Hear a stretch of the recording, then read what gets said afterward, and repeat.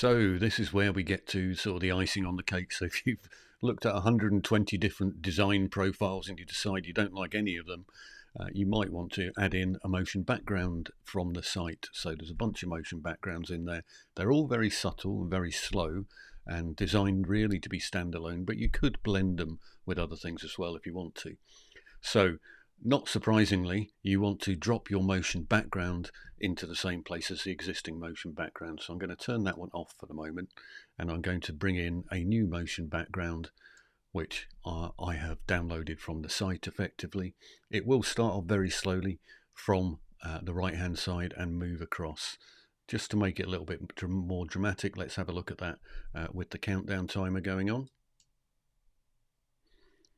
So here with the countdown timer going on, you're seeing exactly what that motion background looks like quite dramatically. If you wanted something sort of dark and moody, then you could choose to do that. So come back down to my demo area and let that continue to flow in the background.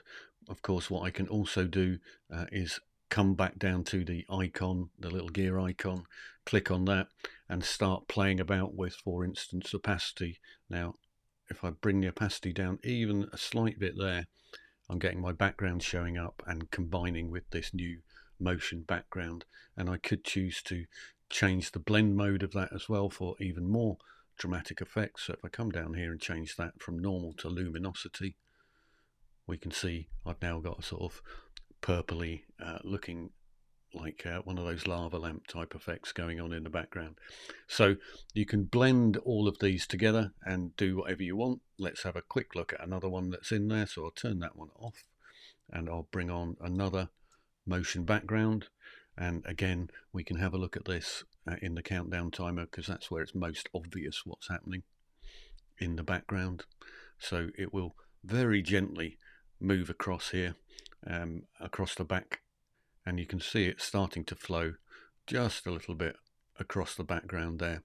So some of them are really very, very subtle indeed, but if I come and change sort of the luminosity and the opacity and things like that, we'll have some interesting effects, no doubt. So I'm going to go down to my little cogwheel here, which you can't see me doing, but I'm going to change the opacity to bring that down a little bit. And then I'm also going to change the blend mode as well. So again, I'm going to come down to luminosity to see what that looks like.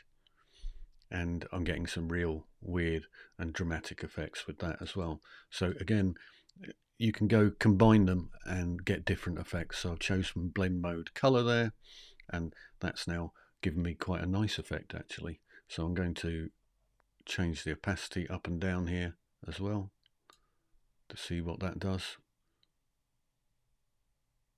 And yeah, so you know, play about with it and see what happens. So that one I can, because of the blend mode, it looks like lovely colors now, but I'm hardly getting anything coming through from that motion background. So let's choose a different blend mode and see what happens.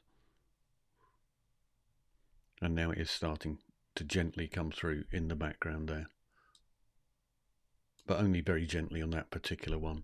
So really they're designed to be standalone. So this one is designed to be seen not in blend mode, so just in normal mode and something like that. So really that's what they're meant to do, but if you want to try blending them in with other things, then you can do, but they are designed to be standalone, sit in the background and look interesting without being too annoying. So hopefully that's covered where motion backgrounds sit, and I kind of love most of them. So go have a play. See you later.